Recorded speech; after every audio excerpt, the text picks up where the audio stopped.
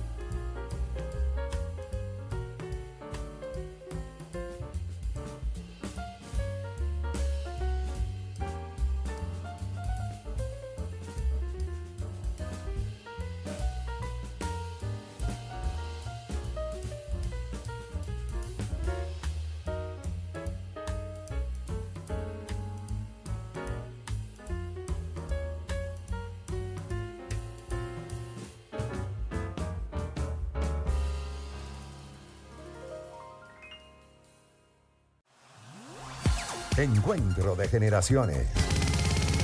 Éxitos. Caracas, Valencia, Maracay, Puerto La Cruz, Puerto Ordaz, Barquisimeto, El Vigía, Mérida, Táchira, Margarita, Maracaibo, Maturín. Guarenas Guatire. Éxitos. Sonidos en primera fila.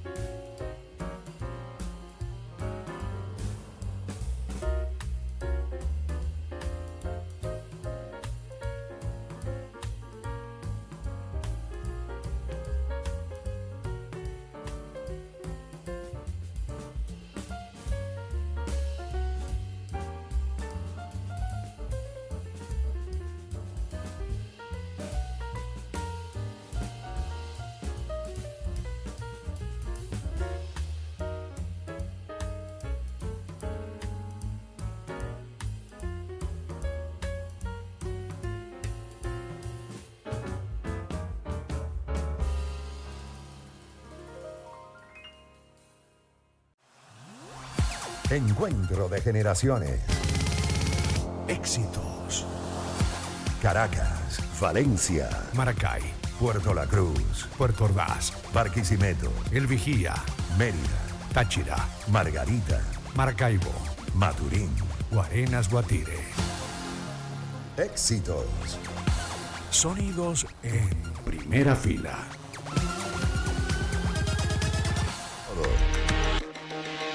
Con Pedro Pensini.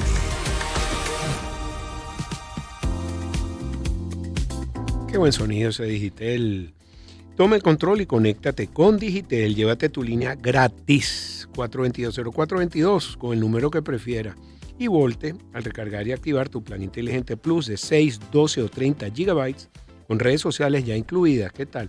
Actívale en tu app Digitel, centros de atención o agentes autorizados. Promoción autorizada por la SUNDE bajo el número 2627, válida del 15 de enero al 9 de abril del 2026. Y llegó la luz. Bueno, la luminaria pública 12 Eco Green, toda la calidad que buscas reunida en una luminaria pública, 5 años de garantía, eficiencia lumínica, base para fotocelda, driver con certificaciones internacionales. Lo mejor es que cumple con todas las normas que te exige Corpoelec. Son versátiles para calles, avenidas, estacionamiento, parques, plazas, zonas industriales y comerciales. Las consigues en todo el mercado, pero búscanos en Eco Green B, Eco con doble C, Eco Green, la luz premium de Venezuela. El pulso de las finanzas y la economía. Con Pedro Pensini. Bueno, seguimos aquí con nuestro invitado especial, José Gregorio Rodríguez, presidente de Consecomercio. José Gregorio, estaba hablando sobre una nueva ley que va a sustituir la ley de precios justos, que es la ley de protección de derechos socioeconómicos. Primero vamos a recordar por qué esa ley de precios justos no están tan de acuerdo, porque trajo sus consecuencias, y ahora cómo va a defendernos derechos socioeconómicos la nueva ley. Bueno, esa ley se dio en un contexto donde el país recibía ingentes recursos económicos, por cierto, del petróleo, en su mayoría, un país que llegó a recibir hasta 100.000 millones de dólares en un ejercicio fiscal. Entonces, era fácil para el Estado decir, bueno, no vas a hacer esto, no puedes comprar tal cosa, no puedes tener un criterio de precio, pero eso no consideraba, por supuesto, factores que inciden directamente en la estructura de costo, en la real, en la que usted tenía que pedir un crédito, importar, pagar seguros, pagar personal, trasladar mercancía, pagar servicios públicos, que en buena manera tenías que tú sustituir a veces al Estado con generadores. Entonces, eso trajo como consecuencia que se tomaran algunas medidas de comiso, de intervención. En el pasado, eso ya no se practica hoy en día y tenemos que reconocerlo. Eso, pero las leyes están allí, pende la espada de Damocles en ese sentido. Entonces, es una ley que está vigente todavía, que estamos hablando, la Ley Orgánica de Precios Justos, es una ley altamente punitiva para el ejercicio del comercio, pero para el comercio formal, porque cuando tú solo controlas el comercio formal, ¿qué pasa? Desaparecen de los anaqueles formales, de lo que pagamos tributos, generamos empleo, pero se van a unas cadenas en las cuales tú no tienes control como el Estado, porque están dispersas en las grandes barriadas y allí no vas a tener control. Entonces es peor, vas a conseguir mucho más costoso que un negocio formal que está obligado a cumplir una serie de normativas. Entonces ese excesivo aspecto punitivo de la norma está siendo sustituido en el proyecto. Fíjense, habían 10 tipos penales, o hay 10 tipos penales en la Ley Orgánica de Precios Justos. De esos 15 tipos penales, de esos 15 tipos penales se están suprimiendo en el proyecto 10, se eliminan 10. Y esos 5 que quedan con penas también mucho menores. Estamos hablando de cárcel, para hablar en un lenguaje criollo, ¿no? Eran 15 cosas que no podías hacer, que tú le dices, bueno, pero eso yo lo veo que se hace en el comercio, porque hay cosas que son prácticas habituales del comercio. También te decía el Estado que era quien tenía la posibilidad de fijar los precios. Hoy en día en el proyecto se plantea un esquema distinto, con la sola característica de que el Estado puede intervenir, me parece razonable, ante una situación de condiciones excepcionales. Allí pedimos, por cierto, que se digan cuáles serían esas condiciones excepcionales para que no quede dibujo libre por quien le corresponda administrar el ejercicio del poder público. Eso es importante, por lo menos criterios rectores, ¿verdad? Eso allí es importante. Por primera vez en este proyecto se aborda el comercio electrónico. que nos Muy bien. quejábamos también. Eso es algo positivo que tenemos que verlo. Entonces ahí tenemos también algunas muy pequeñas observaciones sobre las mercancías en tránsito de un lado a otro, cuando usted las traslada, que dentro de tu mismo negocio la quieres llevar a un almacén. Bueno, ahí no estás vendiendo, pero en las alcabalas te pueden exigir facturas, cuando eso está realmente la posibilidad de que crees unas guías de traslados y de movilización. Ujú. Todo eso que hablamos que parecen triviales, alcabalas, todas estas cositas, cuando Cuando usted las suman, suma, por supuesto, se traduce en un costo al bolsillo para el del bolsillo del consumidor. consumidor, que es el núcleo de esto. Y otro tema de observación es que si hay una cesantía de un negocio por el incumplimiento de una norma administrativa, en el proyecto se plantea que paguemos salarios o que paguemos remuneraciones. Fíjame el tiempo y un negocio que me cierres, se interrumpe la relación de trabajo. Y si se interrumpe la relación de trabajo, paga? en la ley orgánica del trabajo dice, si tú no me prestas el servicio, yo no te pago. No estás despedido, pero ahí por una causa extraña y ajena al negocio, lo tienes allí también. Y la otra es, Eso es una especie de modificación de la ley del trabajo. bueno, Es un sí, principio. claro, porque como tienes una misma jerarquía de leyes orgánicas, podrías hacerlo, pero eso nos parece contraproducente, porque la gallina que te produce los huevos, si le agarras el cuello y no la dejas ni siquiera que haga el parto, ¿cómo desayunamos? ¿Cómo le agregamos también? Está bien. Mira, te quería preguntar, José Gregorio Rodríguez, presidente de Consecomercio, para los que nos están sintonizando. Ley de oferta y demanda. Es una ley natural y la ley de la competencia, porque ponte tú produces mantequilla aquí en Venezuela y tienes la importada. Si la importada no paga impuestos, no paga salarios, no paga toda esta ley, te sale más barata, entonces tú tienes que disminuir tus precios para que compita. Pero si en un momento dado se abre el mercado y hay distintas mantequillas importadas, nacionales y eso, la ley de oferta y demanda tiende a que se ajusten esos precios todos al unánime. Es lo que está pasando más o menos con el bolívar dólar. Indudablemente, y es lo que pasará con los boletos aéreos en un futuro Muy bien, también, ¿verdad? sí. Por tomar un ejemplo en otra dimensión. Pero nosotros tenemos que jugar a lo nuestro en primer lugar. ¿En qué sentido? O sea, el comercio pareciese ahorita defender la industria nacional. Claro que sí, la defendemos, porque la industria nacional te agrega un valor importante, que es la generación de empleo. Entonces, ¿vas a dar empleo en otro país? Ahora, eso no priva a que tú le permitas que recuperemos la capacidad de producción, que haya un menú amplio y un portafolio de artículos que los puedas tener en los anaqueles también, y que le permitan al sector privado importar con sus propios recursos aquellos alimentos que puedan competir con aranceles que estén más o menos estables y equilibren, y que más que por el precio, sea por la calidad del producto. Pero, ¿qué haces tú con llenarnos anaqueles con productos nacionales, productos internacionales, si el bolsillo no te funciona? Si te metes la mano al bolsillo y sacas telaraña, tienes que sacarle también las moneditas. Tener platica en el bolsillo significa también recuperar esa capacidad de compra.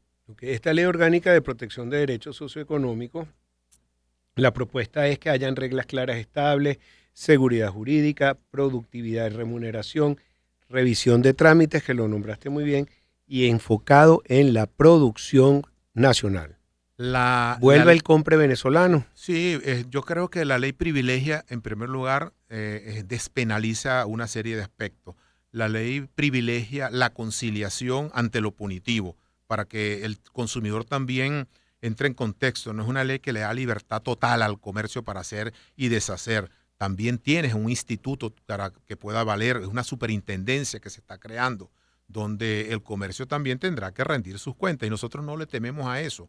Porque cuando tú eres un formal, quieres trabajar de manera adecuada, tú tienes que cuidar a tu clientela natural y a tus jefes, que son el consumidor. Entonces, si esos son tus jefes, tú tienes que cuidarlos en precio, en servicio, en calidad, en buen trato también. Eso a nosotros no nos preocupa. A nosotros nos preocupa también es que, aunado a ese hecho, para que tengamos igualdad de condiciones ante cualquier otro producto, nos revisemos un poco las obligaciones fiscales en esa parte. Que busquemos que ese equipamiento de los servicios públicos sea lo suficientemente eficiente para que la prestación de ese servicio no se traduzca en un costo más, en que tengamos acceso al crédito, no solo el comercio y los servicios, las empresas, la ciudadanía en general. Esos son aspectos importantes. Bueno, muy bien, se nos fue el tiempo, pero te volvemos a invitar cuando quieras y bueno, te seguimos viendo en todas esas ruedas de prensa que estás dando, muy positivas y muy buenas para el país. Gracias entonces. Muchas gracias a ustedes. Gracias, José Gregorio Rodríguez, presidente de Consecomercio. Damos una pausa y regresamos con más para ustedes.